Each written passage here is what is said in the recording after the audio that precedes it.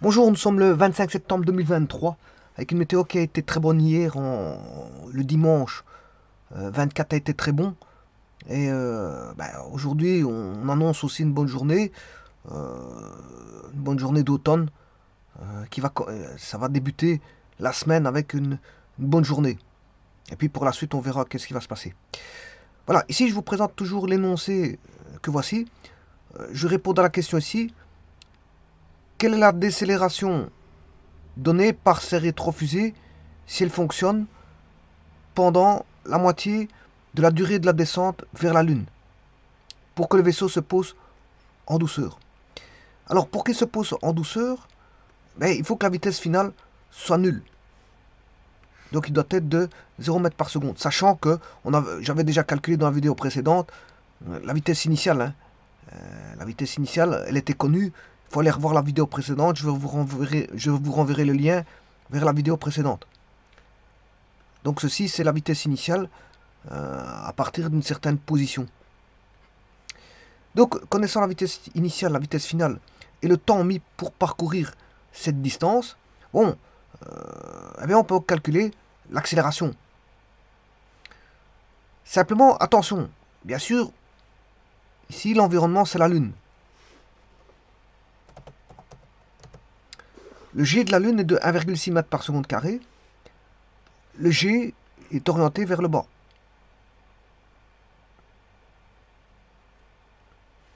La gravitation, G, est orientée vers le bas. Alors, bien sûr, ici, on n'est plus en chute libre, parce qu'il a mis ses rétrofusées en action, et donc il y a ce qu'on appelle une force de poussée.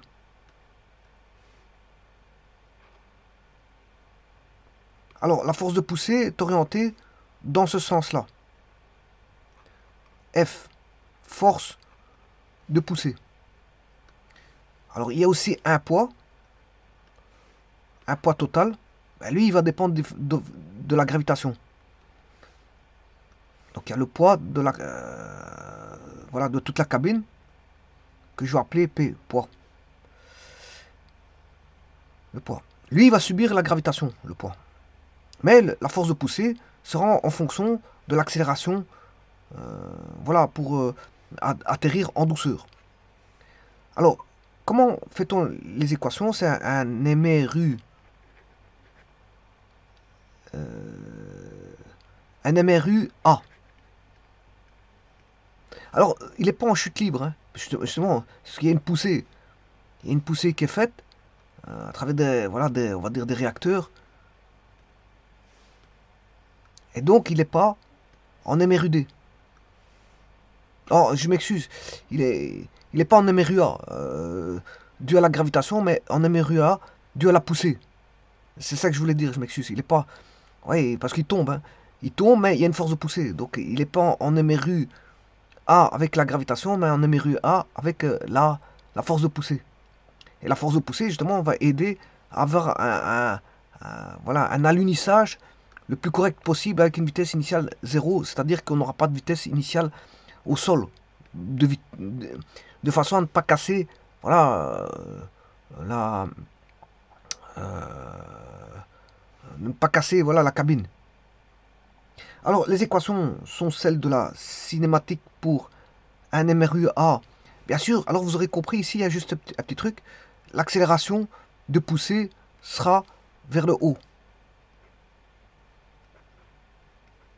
Mais cette force de poussée devra contre-réagir, euh, sera une contre-réaction à cette accélération-là.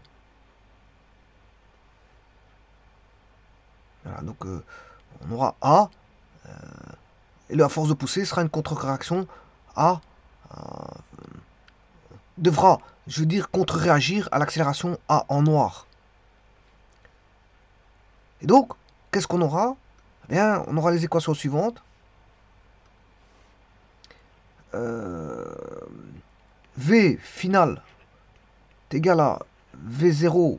Alors, l'accélération, c'est celle en noir, moins AT. C'est la cinématique, c'est là de la vitesse pour un mouvement rectiligne uniforme, voilà, accéléré. Ici, ici, il y a une décélération, hein. Il y a une décélération. Parce que la force de poussée va faire en sorte qu'on a une décélération. Parce que la vitesse et l'accélération sont dans le sens inverse. Donc il va subir un MRUD. Parce que s'il est en chute libre, il fait un MRUA. Donc ici, ce qu'on va faire, c'est on va modifier la loi. Donc je m'étais trompé tout à l'heure. J'avais dit MRUA pour la force de poussée, mais c'est un MRUD. Parce qu'il va ralentir, justement. Le but, c'est de ralentir. S'il n'y avait pas cette force de poussée, il serait en chute libre, il tomberait avec une vitesse initiale non nulle au sol, ce qui pourrait casser la cabine. Donc comme je vous ai dit ici, on va faire en sorte de adoucir l'alunissage et donc créer ce qu'on appelle un MRUD, enfin voilà un freinage, pour qu'il arrive à zéro, en vitesse initiale au sol. Alors le sol de la Lune, il est ici. Ça c'est le sol de la Lune, sol lunaire. Alors, je vais calculer cette accélération, sachant que la vitesse finale est de 0, il doit être de 0. La vitesse initiale est de 28,29 mètres par seconde. Le A, on le cherche. Et le temps, c'est 17,68. Il doit faire ça en 17,68 secondes. Bon, vous aurez compris que le T, il vaut... on aura, si vous voulez, c'est comme si j'écrivais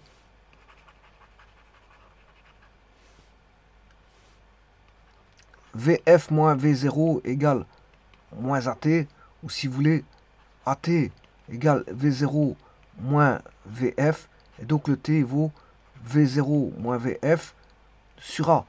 Voilà, je cherche l'accélération, je m'excuse, parce que c'est le temps qu'on connaît.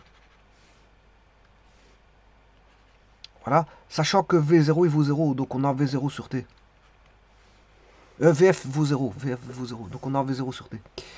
Et donc, il suffit de calculer ceci. L'accélération doit être de 28,29 sur 17,68. On va calculer ceci. 28,29 divisé par 17,68, ce qui fait 1,6. Donc, en fait, l'accélération là va venir contrecarrer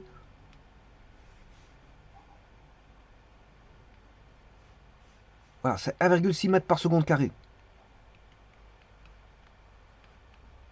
Donc cette accélération là va venir contrecarrer, si vous voulez, l'accélération de la pesanteur ici. Elle va venir contrecarrer cette accélération de la pesanteur. Voilà. Maintenant, question pour calculer les forces en présence, mais les forces en présence, ce sera la force totale, c'est la force de poussée plus le poids. Plus le poids. Bon, le poids, c'est là, c'est la masse fois la gravitation. Par contre, ici, pour la force de poussée, c'est la masse fois le A en rouge, qui est en contre-réaction de A.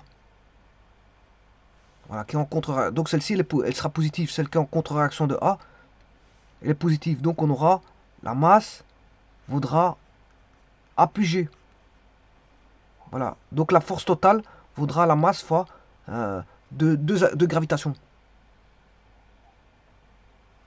Celle, bien sûr, de la contre-poussée qui est A et la gravitation lunaire. Attention qu'ici, on est en présence de la gravitation lunaire. Hein. Gravitation lunaire que je vais appeler GL. Parce qu'ici, on est sur la Lune.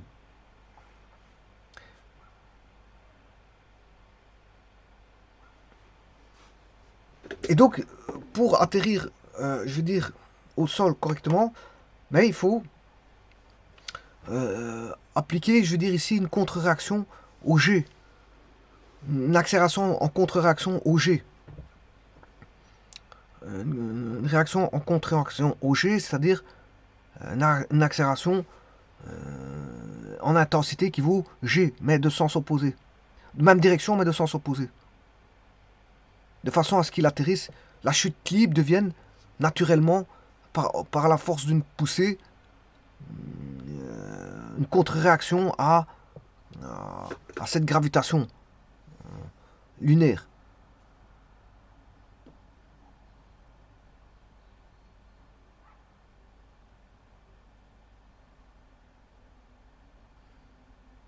Je vous remercie.